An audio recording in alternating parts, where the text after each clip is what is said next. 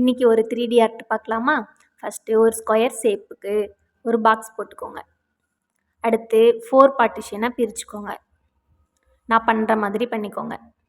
அதுக்கப்புறம் குட்டி குட்டி பாக்ஸ் போட்டுக்கோங்க அதில். அப்புறம் நான் போடுற மாதிரி லைன்ஸ்லாம் போட்டுக்கோங்க. கொஞ்சம் கர்வியாக இருக்கணும் லைன்ஸ். லைன்லாம் ஒரு 6 லைன்ஸ் வர மாதிரி போட்டுக்கலாம். லைன்லாம் போட்டு முடித்ததுக்கப்புறம் ஒரு லைன் அடுத்து கலரிங் பண்ணிக்கோங்க. கலரிங் முடிச்சுட்டு ஷேட் பண்ணணும். நான் பென்சில் எடுத்து ஷேட் பண்ணியிருக்கேன்.